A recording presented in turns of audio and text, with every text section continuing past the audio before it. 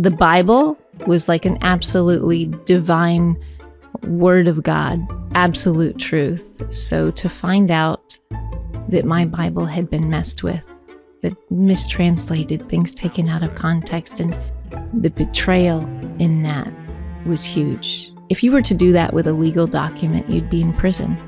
386 million evangelical Christians in the world. Worldwide. So they're doing that to 386 million people. Right. That are drinking the Kool-Aid that's been tampered with. And they have no idea. Well, they're about to find out, I guess.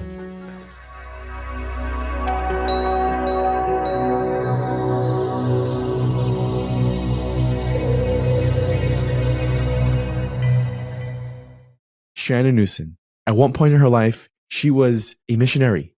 She was privately converting Jews to Christianity until she figured out, oh man, maybe they're right. This is her story. How she came to that realization, how her entire life changed. Well, thank you for joining us. Really appreciate it. Thank you. Where are you coming from, first of all? And you're here for the weekend, right? I'm here for the weekend for Project Inspire. Yeah. From Israel. So you live in Israel now? Very I cool. do, for the last 10 years. Amazing. It's fine. Are we started already? Yeah, we're in, yeah. Oh. So I want to, I guess, talk to you about your upbringing. It's something that you lecture around the world about, and you do some pretty cool work that I've seen sort of firsthand in different scenarios. Tell me what your upbringing was like. I was not born Jewish. I was born to an evangelical Christian family, not just any evangelical Christian family. My father was a Assemblies of God minister, fundamentalist Christian. From a young age, I was taught to be a missionary. The word evangelize is in the movement itself. Evangelical, the teachings of evangelical Christianity have a very world focus, but Jews are definitely prioritized. To meaning like to go make them Christian. Right. When you said Assembly of God minister, what does that mean? Because I imagine a lot of people, including me, are not really super familiar with what that looks like. There are thousands of denominations in the Christian world and thousands of denominations in the evangelical world. Assemblies of God is one of the largest, fastest growing denominations in evangelical Christianity. Spirit-filled, the speaking in tongues, the Pentecostal version, very committed and dedicated to evangelizing, and very much Christian Zionists, supportive of Israel. So your father was like, he was like a Rosh Hashiva, so to speak, in that world. Like he was high up, he was high ranking. In that, he was a minister. He had his own church for a while, but he was mostly like a traveling evangelist. He would speak at other churches or an associate pastor for a church for a while. I grew up in a couple of different denominations, all within evangelical Christianity. I did a stint in United Pentecostal Church, all very similar in their basis and principles, but there are theological differences. Did you guys move around them. a lot from like cities, or you were located in one area? Located in one area in Houston, but he would be like the guest speaker, an evangelist that comes to like get the congregation very excited about something or talk about mission work or what he was involved in. He was a cop and a military man, and he had a focus on street evangelism, teaching at-risk youth, gangsters, kids that were... Well, that's like life in Texas. No, it's like football and God. And I don't know if you guys watch if your father was a football guy, but definitely had the God thing. He was very into this. Yes. So what was the family dynamic? Any siblings? I am the oldest of 5. My parents were divorced. I was with my mother part-time, my father part-time. With my mother, it was a mainstream evangelical Assemblies of God church that, as I grew into a teenager, they morphed into more of a Messianic, is what it's called, and they had a focus more on Jewish evangelism. My father was more of a typical Assemblies of God, not so focused on only the Jews, but the whole world, exposed to both. So what did that look like for you as a kid? I mean, growing up into this, you were all in? You thought I loved it. From birth, you're put to bed with stories about Jesus and the Bible. You say your prayers and you are taught that this figure, Jesus, is with you all day, every day. I would wake up in the morning, praying to him. He was with me my whole day, very close. I thought he was orchestrating everything in my life. It was a very close relationship, and it was a safe place for me. I felt at home in the church. I really took to it and loved it. I dedicated my life to it. I learned as much as I could. As a teenager, I felt it was very easy to share with my peers and invite them to church. And I felt I was succeeding. I felt like I had a mission and that God was using me. I was like being used as a vessel to spread the gospel, and I was successful in it. And I loved it. So how much, I guess, of you doing these missions would you say is focused on, okay, the Jews, that's who we gotta like really go after and bring around? I know you mentioned your mother was focused on what do you call it, Jewish evangelical, just bringing the Jews to Christianity. How much of that was that your focus? When I was older, when I became an adult, that became a big focus. I myself joined a different Messianic congregation who had a huge focus on Israel and evangelizing Jews, and actually took a lot of training, because the type of evangelism that I had learned with my father and in the regular evangelical church was a world focus. And the appeal in that way was that we're all sinners. None of us are perfect, and there's just no way that we can stand before a holy God in our sinful and blemished state. So there has to be something that allows us to connect to God, because we're not worthy.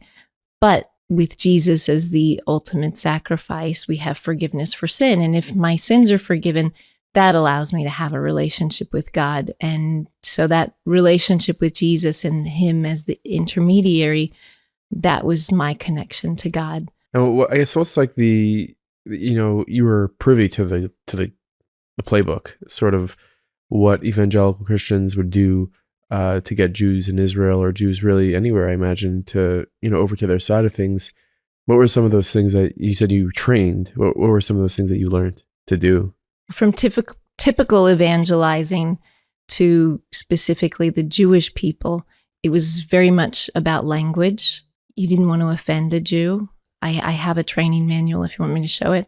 The training manual of how to Yes. How do I even say it? How to evangelize Jews, how to bring them Jews. Or how to bring them to Jesus. Yeah, can I see that? Yeah. I'd love to see this. I mean, I wouldn't love to see it, Oops, but did I drop something? That's okay. I'll grab that. How to share the Messiah. That is put out by the Messianic movement. It is filled with all kinds of useful information about Jewish people, about the Jewish culture, their beliefs, what not to say to a Jew, and most importantly, how to bring up topics that would lead you into a discussion about the Messiah. Mm. In the middle of that, you will find a handy little card. Yeah.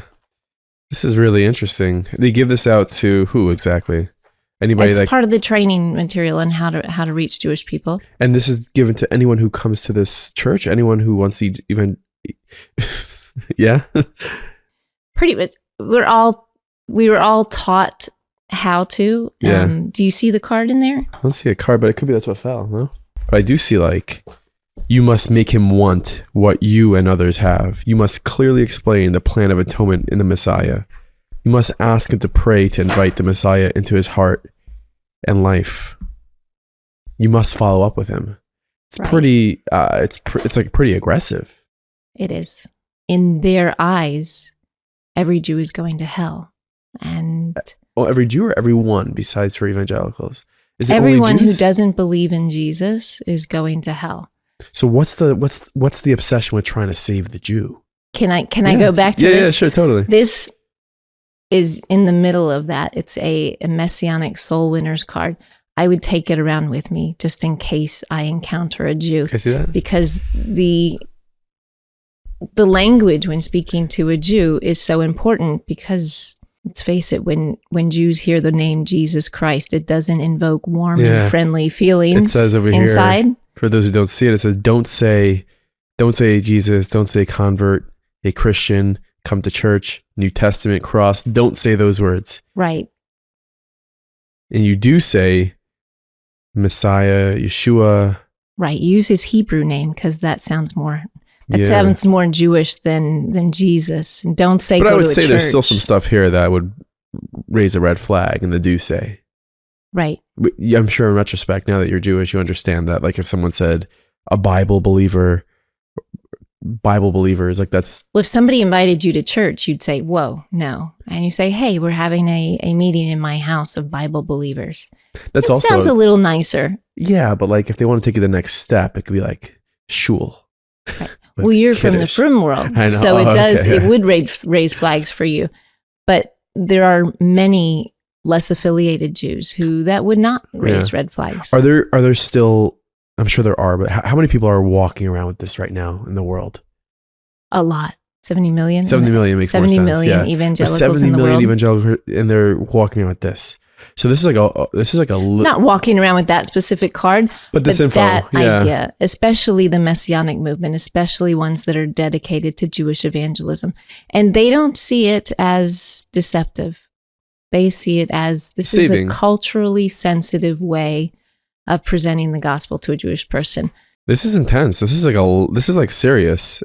How successful would you say evangelicals are in their mission to convert Jews to Christianity? I'll tell you, I used this method myself, and I unfortunately succeeded. And today that makes me very sad. I regret that very much. I'll tell you, when I moved to Israel, mostly I'm focused on the Messianic world and what's operating in Israel, because that's, even in America, that's eventually their focus. They walk out the door and you're surrounded by Jews. You don't have to go seek them out. Yeah. When I moved to Israel in 2015, I didn't want to be known as a convert. I kept the work that I did private. I did it behind the scenes. I wanted my kids to be accepted as any other Jew. Right. So I kept that interesting to myself. But when I moved to Israel, the statistics was 15,000 Jews who accepted Jesus and were living in Israel. There were over 100 Messianic synagogues and organizations operating in Israel. In 2020, when COVID hit, I looked at the statistics again, and they had grown, like doubled. So 30,000. 30,000, between 30 and 40,000 Jews that believe in Jesus are now in Israel. There was more than 300 Messianic congregations and organizations operating. And now we have a huge focus on media and online resources. There are more than 200 Israeli-based websites that are dedicated solely to evangelizing Jews. I think if you look at your Facebook, if you look at your feed, Jews are bombarded with missionary materials, and they specifically put in those tags so that any Jewish person, anybody from Israel, anybody with any Jewish affiliation at all, right, is a target. Right. And I'm gonna get back to that, but I want to, I guess, go to the point when you're maybe a teenager that you started to feel that this isn't so much at what point did you start straying away from this thing that you grew up and it was your safe place? I'll tell you, I didn't want to stray away from it. I knew I was right and everybody else was wrong, particularly my denomination. And I wanted to see Jews saved, and I was successful in the less affiliated versions of Judaism. I joined the JCC. I took Ulpan courses, Israeli dance. To try to enmesh yourself? All to meet Jewish people. I needed FaceTime. I volunteered. How old were you when that was happening? I was in my mid-20s. And this is where exactly? This is in Houston, Texas. In Houston. So you're trying to sort of enmesh yourself in the Jewish community in Houston. Yes. To try to convert them. Right. I would volunteer for events. They came to depend on me, and I wouldn't just volunteer in any position. I made sure I was a greeter. of some sort. So I had real face time with Jewish people. I delivered Meals on Wheels to the elderly. You'd be surprised how easy it is to share the gospel with somebody who's so lonely that they'll talk about anything. Just spend a few minutes with me. It seems like you hold on to some sort of guilt over that part of your life. I do. Fact that because now looking back, it wasn't culturally sensitive. It was downright deceptive, and I hurt for those souls that I feel responsible. Do you know how away. many there are? I don't, and I think it's impossible to know that because you never know the little things that you do, what an impact that makes.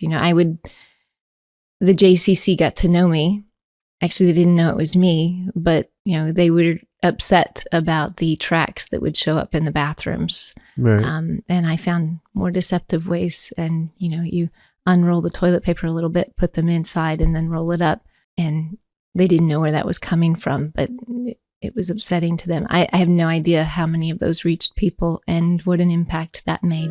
If you could speak to maybe a few of those people that perhaps were impacted by your actions when you were younger, and now here you are sitting here as a Jew, what would you want them to know?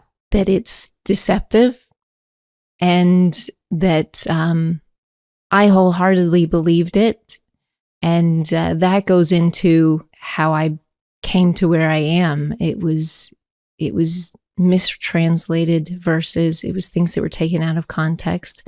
I didn't intend to take this path. I'm shocked at the turn my life made. I never expected to be here. I never expected to be speaking to Jewish audiences, especially about this. Yeah.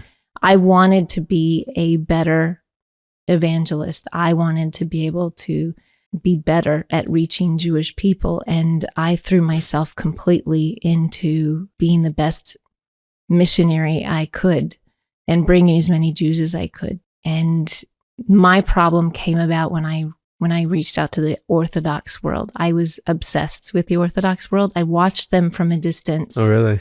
And I Specifically in Houston? Yes. I thought, from the outside looking in, some of the things in the frum world just are outrageous, and you can't imagine what people think. Just the rituals and traditions that we do.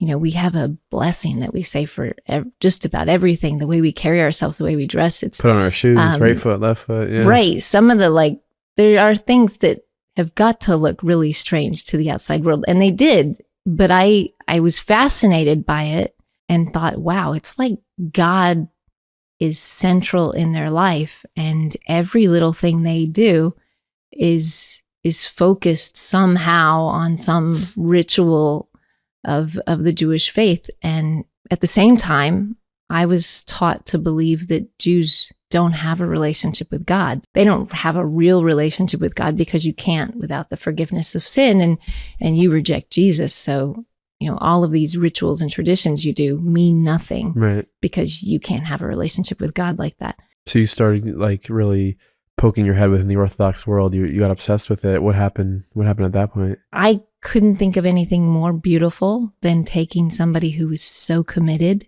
to orthodoxy, an Orthodox Jew that was religious, to introduce him to his Jewish Messiah. That was a huge accomplishment for me. Which in your mind was Jesus? The biggest mitzvah for me. Turns out they didn't think so. So what was Orthodox Jews are stubborn. They are. I don't know what it takes a lot probably. You can't even sell an Orthodox Jew solar. You're not going to sell them Christianity, it's really difficult. Right. What was your experience? You probably know quite a few Jews who get excited when they see a missionary. Gabriel Sanders. Yeah. Tovia Singer. Right. Or even just in the Jewish world. I've had missionaries come to my door over here. They knock on my... Do you get excited? I get my blood gets pumping. I was actually, it wasn't even in person. They came on my camera. I think they were Jehovah's Witnesses. Mm-hmm. So they ring my doorbell and they're like, I'm like, hey, I was like talking to the ring. They're like, hey, they're like, hi, we're Jehovah's Witnesses, sir. I'm like, okay. They're like, we'd love to talk to you. I'm like, I'm Jewish. Right. They're like, okay. I'm like, have a great day. But it does. I think, yeah, every Jew's dream is to go face to face, toe to toe with a missionary. Right. We love to argue. Yeah. That's why law school is full of Jews, I guess. I don't know. So I definitely encountered some of those Jews that love to mess with missionaries. And look what happened to you. they would dabble in the counter-missionary world, so they kind of knew the arguments and they were ready for me. And they would tell me things like, those verses are out of context and that's a mistranslation. Do you remember a specific verse? I'm just curious, like which verse would you go with? Like this is your moment, and they're like, no, it doesn't mean that. Do you remember any of them? Isaiah 53 is the big one that most people use. If you read it, just the first part of Isaiah 53 says he was broken for us, he was bruised, he was pierced for our transgressions. Alone, it sounds like it's speaking about Jesus. Right. And then how would they turn that around to you? Meaning, what would the Orthodox Jew, how would they dispute that or refute it? They'd laugh. They'd say it was talking about Israel. It was tell me that it was out of context. There are certain things that are mistranslated, which I thought was absolutely absurd. And I would come back to them and say, you're just regurgitating what your rabbi tells you. And I'd challenge them, just look at it yourself and make your own decision. And I didn't get very far with those Jews. But I thought, just like I learned to change the language to make it more palatable for a Jew to accept, I'm going to have to do the same thing in the Orthodox world to reach these types of Jews. You have to take these notes and even change it even more. So when they came at me with an argument that it was mistranslated, I said, you know what, I'm gonna go learn the Hebrew of that verse. And when they say it's out of context, I'm gonna not just quote that one verse. I'm gonna go back and I'm gonna learn the whole chapter. I'm gonna learn the whole book if I have to, so that I could present this, in context like they weren't. You started learning Torah. I did, and against the advice of my church. You ever think about why they advised against it? Yes, I'll tell you that. They told me not to do it and that it was not the direction to take. But I thought, faith that can't be questioned or challenged, what good is that? I mean, I'm up to the challenge. I am strong in my faith. There's no way I'm letting go of this. And I know I'm right and they're wrong. And I'm going to succeed in this. You're like, there's no way that you're going to get sucked into this. No. My faith was solid. Right. I knew I was right. So I took that challenge and I learned from rabbis who understood the text and explained it. And I went through it and it was disturbing. This is all still in Houston? Still in Houston. Like Orthodox rabbis? Yes. Online, in person? Online. And then I think I got upset enough. Who did you watch online? Not online as much. It was a tape series at the time. It was a while back. Rabbi Tovia Singer. He had a tape series at the time. And I thought, when I came upon this tape set, I thought I found a gold mine. All I have to do is tear apart this rabbi, because Orthodox people listen to their rabbis. So if I can discredit this rabbi and I could tear apart his arguments, then I'll succeed. So I set out to do that. I wasn't questioning. I again, knew I was right. I just needed to counter him. So how'd that go? What was that process like? Have you start listening to these tapes? His biggest challenge is, don't just take my word for it. Don't take anybody's word for it. Look it up yourself. Look at the text, read it in context, look at the translations, do the work yourself. Don't drink the Kool-Aid. Right. And I took him up on that challenge, and my world fell apart. And I began to understand why the church leaders advised me against it, because I could not control the cracks that appeared. It was an atomic bomb in my life. Those verses that I was using to bring Jews to Jesus were in fact mistranslated. They were out of context, and at times even just absolutely made up. Do you think that this is being done? Like, do the heads of this movement know that? And this is just one big scam? Meaning, do they know that there are cracks? And there's different, I don't want to like blanket that. I know that a lot of them do know. I do know that a lot of them can't possibly look at it and not see it, but they're the leaders and they're invested. A lot of money is involved, their ego and position. But I would say the followers of those movements are very sincere people. They're loving people. They just want a connection with God, just like I did. Could you search how many evangelicals are in the world? I'm just really curious. So slowly but surely, it's really chipping away at you, what you're learning. Yes. Actually, not slowly. It unraveled very quickly. And I was taught that the Bible was like an absolutely divine word of God, and that it was, absolute truth. So to find out that my Bible had been messed with, that mistranslated, things taken out of context. And I went through memorizing every single prophecy that I knew was fulfilled by Jesus and proved that he was the Messiah. And every single one of them was mistranslated, taken out of context. Didn't it all mean what it was, what I was taught that it meant? And the betrayal in that was huge. If you were to do that with a legal document, you'd be in prison. So to know that they did that to my Bible that I held so and they're doing it dear. To how many people? Listen, 386 million evangelical Christians in the world. Worldwide. So they're doing that to 386 million people. Right. That are drinking the Kool-Aid that's been tampered with. And they have no idea. Well, they're about to find out, I guess, if they watch this. If they watch this. Well, I'm sure, but there are a lot of anti-missionary work that goes on. So they are exposed to things like that, like you are saying. You're not the first person to have been a missionary and then left the fold. Right.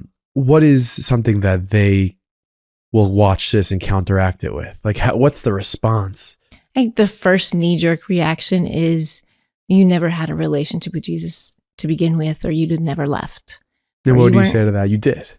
I think anybody who really knows my story and knew my involvement can't question. I was absolutely all in. I had no intention of taking this route. And I think it's very interesting when you hear testimonies, if you were to go into a church and hear testimonies about how Christians find Jesus, if you hear, unfortunately, we live in a time where we all know a friend, a family member who has converted to Christianity. If you were to ask how that happened, it's not through the work of an evangelical, a professional missionary. It's through a personal interaction with a friend. When you hear the Christian's testimony of how they reached Jesus, it's always a low point. They reached an absolute low point in their life. They were in drugs, in alcohol. They were in a ditch, covered in their own vomit or some horrible situation where they were vulnerable and somebody reached them. Or sometimes you'll hear that, Jesus appeared to them, and it was a personal experience. And the opposite, when you hear stories about a Jewish convert that came out of Christianity, I thought I was at the top of my game, and most of them do. And it's really struggling with the text and making it work. It's more of an intellectual, wow, this doesn't make sense. Yeah. And in Christianity, you're not allowed to question. To question is a sign of that you lack faith, and blind faith is like the ultimate. That's like really the opposite in Judaism, like absolute opposite, which I love. Yeah. We question everything. The entire Gemara is questions and arguing out the tiniest minute detail, and our struggle with God. Abraham struggled with God. Moshe argued with God and struggled. Job demanded, justice and I want answers. That struggle is everything. And we dedicate our life to learning and working through those struggles to really understand. And to me, rather than just blindly loving and accepting something, to me, really struggling to understand and dedicated to learning is much more of a deeper, real relationship with God than what I had. I feel half my life I was robbed of that intimate, close relationship with God, which I thought I had. I thought I had it and the Jews didn't. And come to find out, the Jews were the one with the direct connection and they never let it go. Yeah. I mean, I imagine a lot of people in your situation maybe would have started learning the text, learning about the Torah as an attempt to be a better evangelical, see that there are cracks and just be like, I'm out. Like, I'm not dealing with any of this. But your reaction was very sincere. You're like, wait, if they're right, then I'm going to pursue that. How come you went that path? How come you decided to convert to Judaism? There's more to it than just understanding the text. And when I went to my pastor, when I went to leaders, the people who were teaching me, when I went to them with my questions and they couldn't answer them, I was hit back with, you just lack faith. It doesn't have to make sense. Just believe.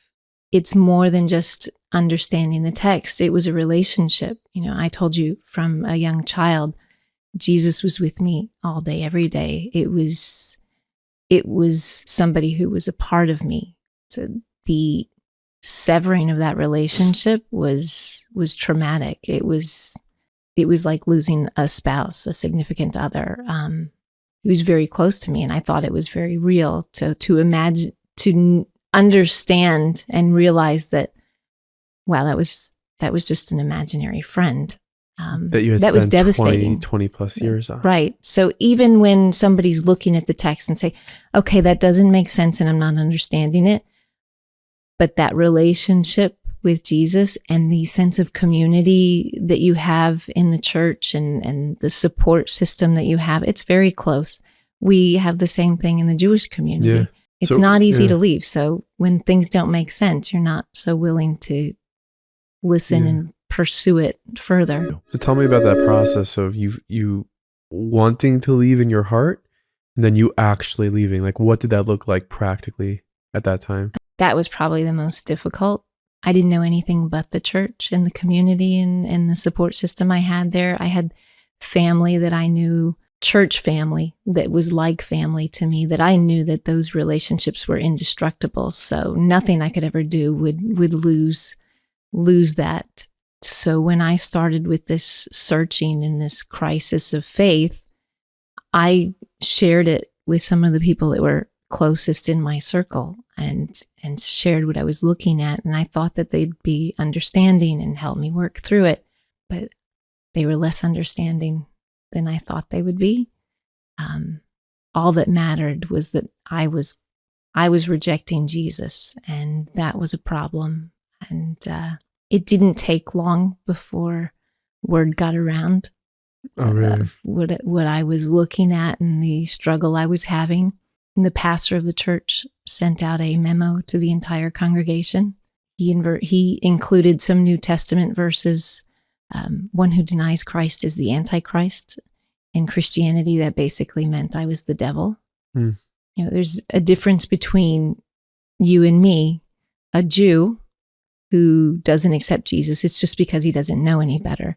And with enough patience and perseverance from a Christian, eventually you can be saved. But somebody who knew Jesus and rejected him, that's an apostate. And there's no redemption for somebody like that. Were you scared for your life at that point?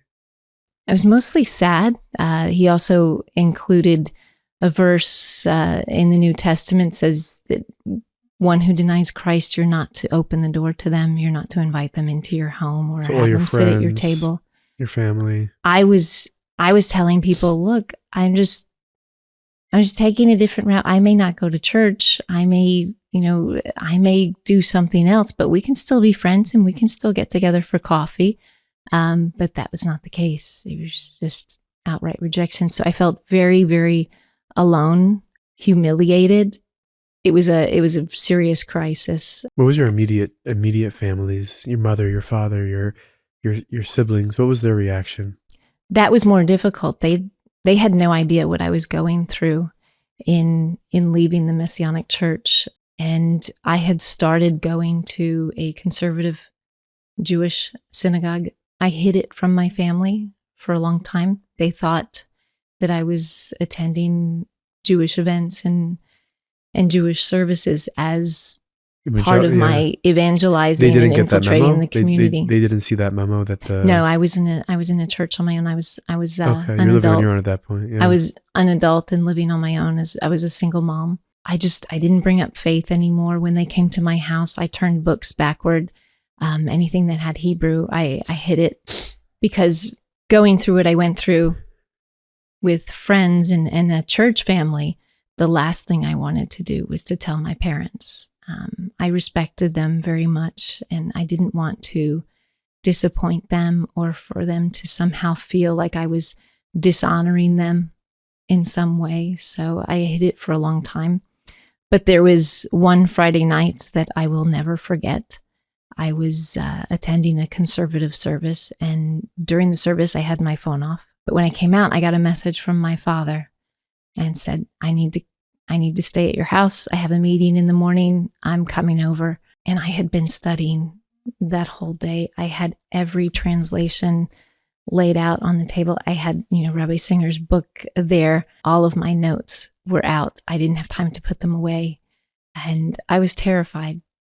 Everything I did not want him to know was going to be the first thing he saw when he walked into my house. So it was fear. I wasn't sure, do I rush home quickly to try to put it away before he gets there? Or do I take my time and try to process how am I going to explain myself? And sure enough, he was there before me. And when I walked in, he was sitting at the table going through all of my things. When he called me over to sit next to him, I felt like a 5-year-old child ready to get a lecture. And he said, I see what you're looking at. I understand this. I told you he was a military man. He went into law enforcement and became a detective. He said, you changed the way you dress. You changed the way you eat. I've seen this before. You're getting involved in a cult. He told me we're going to learn together and we're going to get through this, and I'm going to bring you out. I tried to tell him that's not the case. I really I have a lot of questions I'm trying to work through and a lot of things that are not coming together. So we went through a few of them, and I think he was surprised he didn't know the answer right away either. But he knew absolutely I was reaching the wrong conclusions, and he said, we're going to get to the bottom of this. I'm going to help you. I'll look at this and we'll meet back and we'll go through this together. The series I gave him to look at was 24 audios, I think. I thought that was going to buy me at least a week before we would have to broach the subject again, and then I'd prepare myself for more answers. He went into the guest bedroom, and right away he started listening to those tapes. So I did not sleep, because in the next room, I was hearing that rabbi's voice playing all night long. And I was intensely listening. Every time that rabbi reached an important point, I'd freeze and I'd listen, and I'd hear him stop the tape, and I'd hear the flipping of pages. And I was like, is he getting it? Did he get through? Is he angry? Is he going to be mad? I was on pins and needles as he was listening. But at 3:00 in the morning, he knocked on my door and said, are you awake? I said, yeah. And he came and he sat on the edge of my bed, and he was quiet. I wasn't sure if I was ready for what he had to say. And then it got scary. He sat there in this catatonic state, just staring at the wall. And I said, Daddy, are you okay? And he said, that rabbi, he's right. And I looked up every reference. The Jews, they're right. He said, the rug's been pulled out from under me and I don't know what to do. And he looked at me and said, what do we do now? Wow. And I said, Daddy, that's where I'm at. I don't know. I think me and my children, I want to convert to Judaism. I want them to learn, and I want them to be part of a community. But beyond that, I don't know. I'm learning. I'm trying to learn Torah without my Jesus filter, and I'm finding it to be beautiful. All of those rituals and traditions that I thought were so empty, I learned the meaning and the traditions behind them, and they're so beautiful. It just made me want to learn more and do more. So I took that route, which was also not easy. That thing of being rejected 3 times, I think they did that a lot more. That wasn't fair. Yeah. But it was a difficult road that we got through. Your father? My father left Christianity. He's no longer a minister. He did tell me, he said, I just want the membership card. But he said, but to learn a whole new language, a new culture, a new religion, that's too hard. It's enough to put away what I know and say I no longer subscribe to that. But it's a little too hard for me. He identifies himself as a Ben Noach. He's very supportive of me. I do yearly conferences in Texas. He attends. That's wild. He connects to the Noachide world. It's great. I did not see that coming. Me neither. It was a surprise to me too. Like there's got to be. We're gonna make a movie one day about this. No, podcast is cool, but like, wow, like he's sitting there and the last thing you probably thought he was gonna say is, "They're right." Right. Wow. So the conversion of you and your kids? Yeah. Brutal, no? It's not an easy process. And I think every convert will tell you that they had struggles. And I think Hashem designed it that way. Yeah. The Jews had to get through Mitzrayim, and they had all kinds of struggles. We've had, centuries of persecution. So you're saying the convert has to feel a little bit of an ounce of that just in order to buy in. They do. I don't always think that it needs to come from the Jewish people. I think Hashem orchestrates struggles and hurdles that a convert has to get through. And I think he individualizes it. But I think you'll hear every convert has a difficult time.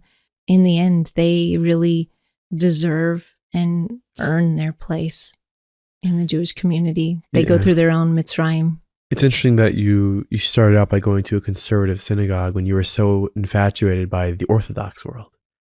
Why do you think you did that? Because I started out in places like the JCC. Right.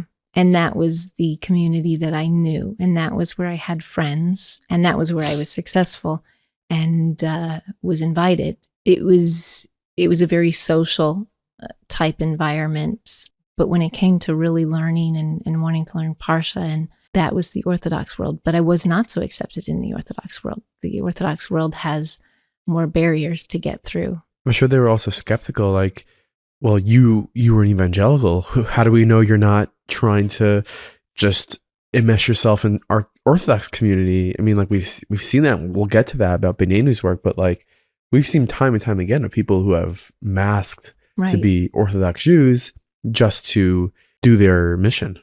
Right. Well, I was on a very honest search, and I was very open, which wasn't so well accepted when I first started the conversion. I walked into a Chabad house late at night on a Friday night. I saw the light on and went in there, and I explained exactly where I was from and my life. I said, I want to convert to Judaism. And he says, you can't do that. He says, everybody has their place. You have your place, and you can't be a Jew any more than I can be a woman. And to just accept your place. And I left pretty disappointed, but I didn't give up. I went back again and again. I researched my family. I found some Jewish roots in my family. I went back to that Chabad rabbi and said, could you help me at least learn about the Jewish people in my family? Do you have connections to help me research who my great-grandmother is? She's in a Jewish cemetery. And I didn't know it, but that sort of changed things in his mind for me. And he said, while you're researching your background, I'll let you attend a class, not like services, right, but we have a weekly Parsha class, and you can come to this lunch and learn. Is it in Houston still? In Houston. And it was very interesting. My first class was Parshas Yitro. That's great. Right, which I thought was very significant. And then from there, kept learning. I still kept pushing, and I was still getting pushed back. And he had a meeting with me with all kinds of information about the Beyneynu and righteous Gentiles, and that this is my place, and information about what the 7 laws, Noahide laws are. And I said, this is great for my father, but it's not enough for me, and I'm going to continue this. I want this for my children. I sat at a Shabbos table, and I thought I knew the Bible, and I thought Jews didn't know the Bible, but I was blown away by, the 5-6-year-old kids at the Shabbos table, and they bring their Devar Torah that they learned at school, and the depth of that at 5 years old, it just blew me away. I want that.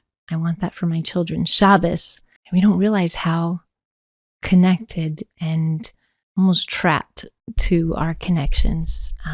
To put that away and have a day of just family and connection and connecting to God is beautiful. And you don't understand Shabbos until you actually do it.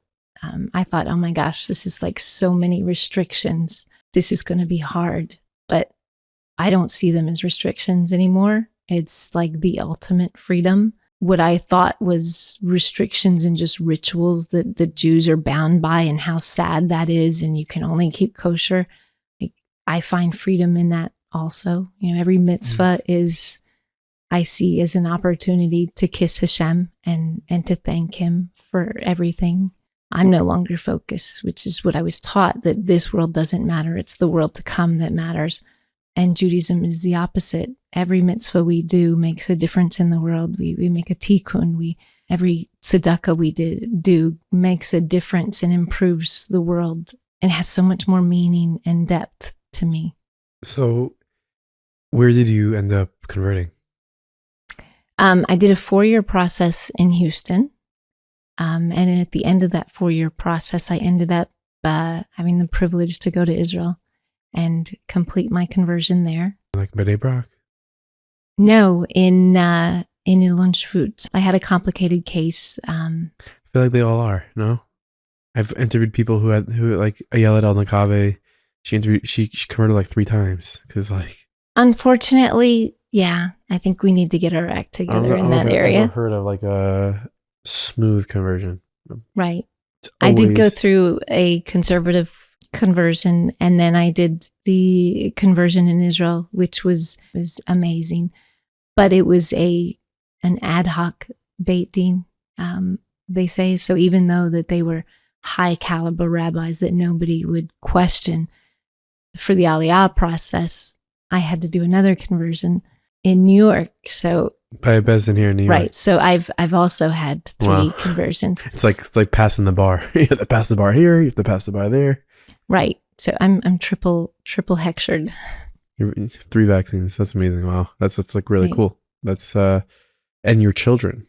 How old were they through this? Thank God they were young when I started. My daughter was almost 10, so I guess This is not too long ago, no? How many years? Time has flown so much. I began my journey in 2005. I finished my conversion in 2009. Mm-hmm. So it's been a long time. And you've lived in Israel ever since? I lived in Israel for the last 10 years. Okay. So, I mean, you moved back to Houston for a little bit? I mean, after you converted in Israel? After I converted in Israel, I came back to Houston. Mm-hmm. And then within a year, I ended up getting married. We went to Hebron to get married. My husband's whole family is in Israel. Oh, that's so nice. And then moved back to Houston. He's a doctor here. He travels back and forth. What was that decision like to make Aliyah? I can't explain the feeling of Israel being home because it's so foreign in every way. The culture is different. It's much more harsh. The language is different. Just about everything is different. And I'm a Texas girl. I never left the state of Texas. Texas was definitely my home. Texas, unlike anywhere else, you have a lot of pride. Zero between Israel and Texas. No. But somehow when I came to Israel, it felt like home. And when you land in Israel, I don't know, I felt like my soul just woke up and stood up when I got to Israel. It felt like home, which is strange. I always say it's physically harder in Israel, but it's spiritually easier. And I feel a real difference in Israel. I think it's because we're so at the source. Yeah. Coming back to America, it feels very strange, almost plastic. Like the spiritual connection is just so much stronger there. So to go full circle, just in the beginning of this conversation, I was reading the training manual of how to share the Messiah and how to be an evangelical. And somewhere along the way, you started an organization, Beyneynu, Yes. which is sort of to prevent the pitfalls that Jews are falling into. You had mentioned 30,000 of 2020 in Israel had converted to Christianity. So that is a serious issue. Talk to me about starting Beyneynu, what your intention was and some of the work that you're involved in. From the very beginning, I was right away involved in the counter-missionary world. I first started out working with Rabbi Singer for a few years. He was in Muncie and then in Israel. So I was like running the local office, and at the time, hand mailing out all of the books and tapes and things. I had a lot of connection with people who were leaving the church. I loved that. And then I got involved in an organization, Jewish Israel, still wanting to be behind the scenes and not wanting to be looked at as the convert. Infiltration in the opposite direction was needed because in Israel, there are a lot of partnerships being formed with evangelical organizations that I knew were like some of the biggest evangelists I knew. Some of the like most wanted, most dangerous missionaries were just being fully embraced by the Jewish world. And I didn't understand it, but I came to understand it because they present themselves very differently to a Jew than they do behind the doors in the church. So I used to go into the churches and get the materials, take the tapes, take the videos, and privately, behind the scenes, I would give it to the Israeli organization, a counter-missionary organization, and say, the Jewish leaders who are forming partnerships with this evangelical group need to see this because behind the doors, they're talking about how they're doing it, that they're giving charity, that they're hand delivering groceries to poor people, and they're sharing the gospel. And they talk about it very openly in the church, and they boast about their successes and how many people have come to Jesus and that. And the Jewish leaders were fully embracing them because they were totally unaware of that. So privately, I would get that information to them. And it wasn't until COVID that I reviewed those statistics, like everybody trapped in our home, not able to do anything or go anywhere. I decided to learn video editing, and I gave my first shot at editing a video.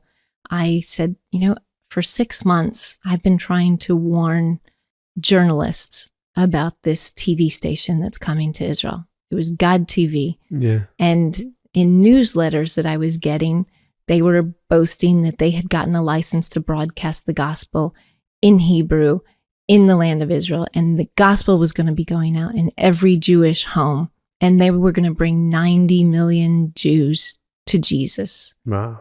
And that was absurd to me. So I tried to share it with media, and I wasn't getting any traction. I thought, does just nobody care? So I took a fundraising video from the CEO of God TV, who was boasting about how they were going to save 90 million Jews and that they had gotten the right to broadcast.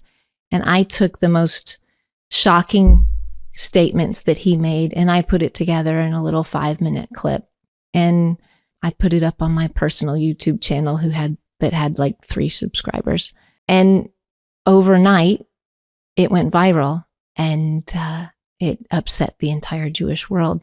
I was surprised, and Haaretz covered it on the front page, and then the Jerusalem Post, and then there were Knesset members who stood up and said, absolutely not, we're fighting this. There was court proceedings that took place, and then there was headlines of, God TV is going to be forbidden to be broadcast in Israel. The Christian world was shocked and claimed that it was persecution. It made worldwide news in every language. I took down my YouTube channel and right away started a new organization and said, I didn't want to be the face behind that. So I started Beyneynu, and I thought, you know what, this is a new direction. I had been behind the scenes fighting this and getting information, but we live in a world where video has much more impact. And it's not just me saying, look, guys, this is their agenda. I know because I've been there. It was in their own words, and they hear it themselves out of their own mouths and hear the agenda. And that's shocking. And that was what was needed. So I took a new direction and said, you know, that's what works. You're going to shine the light. They need to hear it from their own voices, not from me. So I started that route. And then in that, there were several cases, one right after another, of shocking infiltrations into the Jewish world. There was one like French Hill in Israel, I think. Yes, it was terrible. Recently. Terrible. There was one right after another. He was one of the leaders. He was like a rabbi, no?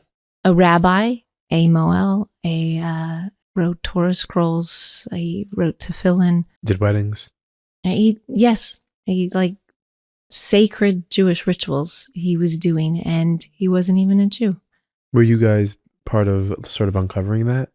Yes, we were the how do you do uncovering of that. That's like Mossad level. We had private investigators that joined with us. There was Jonathan Saserdati of the Jewish Chronicle. What tipped you off to him? Like what made, like, there's thousands of rabbis. What tipped you off to this individual that something doesn't seem right? I'd found out that was confronted before, years before.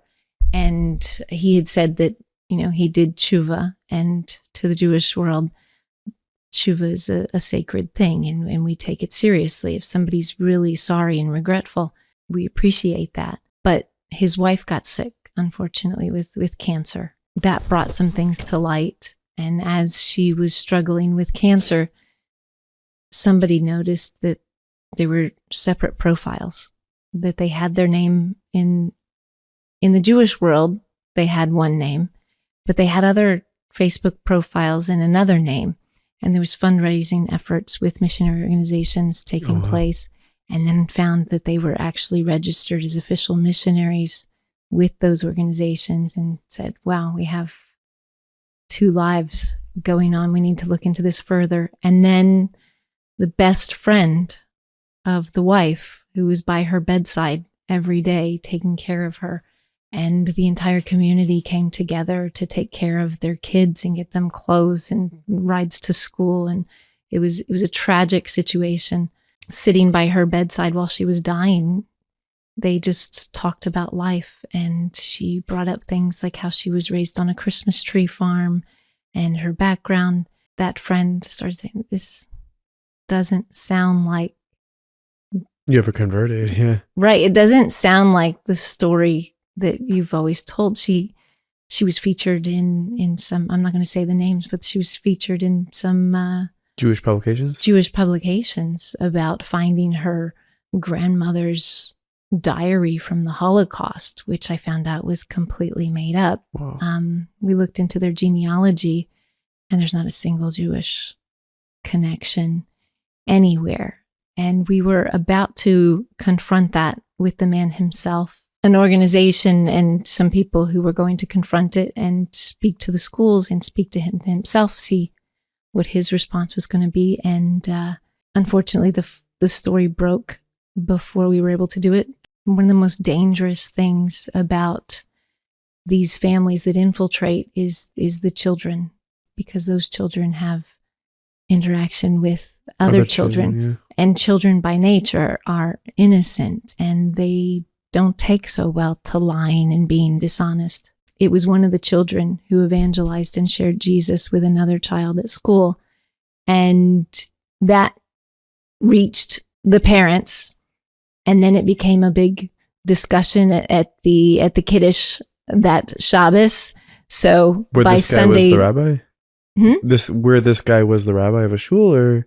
the kids went to school. Right, So right, it okay. started the word started to spread in French Hill Yeah. among the parents. And then it was the discussion at Kiddush. So by Sunday morning, the story had broke. Thank God we had all of the information. We're ready to come forward with it anyway. Yeah. So right away it hit the news and was covered in the Jewish Chronicle, the full story. Where'd they go? They left in the middle of the night? They booked? That one, they stayed there for a little bit, but they ended up moving to a very, very wealthy neighborhood, which was also interesting. In French Hill, they had nothing and were living on the charity of so much in the Jewish community. But when they were exposed suddenly in a wealthy area in Jerusalem, they no longer dress from, the kids wear pants and look normal and they go to public school. They did their job. Right. So, Does the evangelical church fund this behavior? Meaning, we know there's a lot of money in the church system. Right. They were getting money. They were being funded by an evangelical organization the entire time. And I imagine they've taken them in and support them now. And there's more of this that goes on. This is just one example. Yes, that's just one example. There are other horrible stories and ones that have not given up, and we continue to follow them. There's also stuff that happens that, like, we kind of, as a frum community, we're our guard is up to this stuff. So, like, at the beginning of this war, you had, like, these cowboys that went to Israel, and everyone's sharing the video, these evangelical Christian cowboys that are going to keep the crops good in Israel and help the farmers. And none of us are really sure, like, is this good? Is it bad? Are they evil? Are they just trying to help Israel? What should be our guard level when it comes to this type of behavior? I think the onus is on us and on Jewish leaders. It's very easy to point the finger and say they're the bad guys. I was a Christian myself. I don't feel I was evil. I still have much of my family in the church. I don't think they're evil. It doesn't come from an evil place. It's very sincere and loving. They do want to help. Yeah, but I mean, this story from French Hill, there's nothing loving about making up a story that her grandmother was a Holocaust survivor. Like, that's extremely deceptive, right, that's deceptive and evil. That is evil. That is evil. But when it comes to evangelical support for Israel and them coming and wanting to work and do things, it does come from a sincere place. It's complicated. It's not black and white. It's controversial. I'm not a rabbi to say what can and can't be done. There are extremes. There are people who say they shouldn't be allowed in Israel at all. We can't accept a dime from them. And then there are the other extreme of fully embracing and taking all of the money and kumbaya joint Jewish Christian events, and we're all best friends. I'm sort of in the middle, in my opinion, if it matters at all. I think there are opportunities and ways that rather than challenging that support, we can channel that support. I do think that evangelicals should not be direct providers of support. They should not be the ones delivering Meals on Wheels or giving the groceries to vulnerable people. I think there needs to be a filtering process. But again, it's much harder to hold up the mirror to ourselves and say, what did we do to get here? But by giving access, we're putting vulnerable people at risk. And so it's complicated. What could the frum community do better when it comes to this?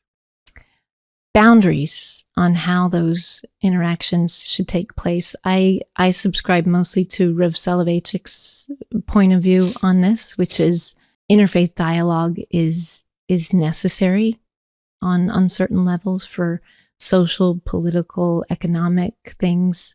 It's definitely necessary, and we should engage in those interfaith discussions for those reasons, to help improve the world, to help better things.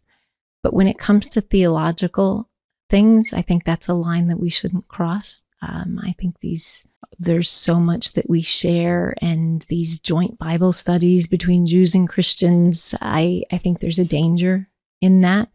But the evangelical world and non-Jews as a whole, there's so much that they can offer and do. I know there's thousands that march to Washington and advocate for legislation changes. We have a huge issue with anti-Semitism.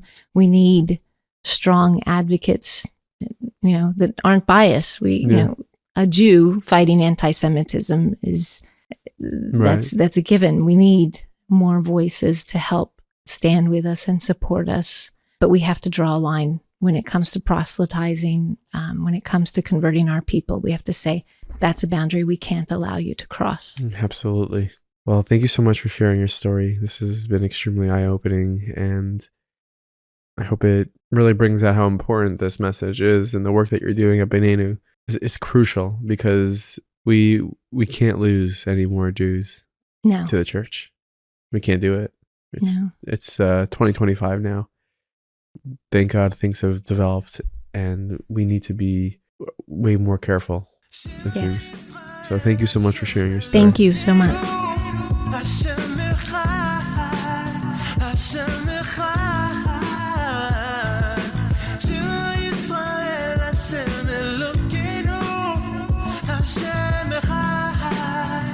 Hashem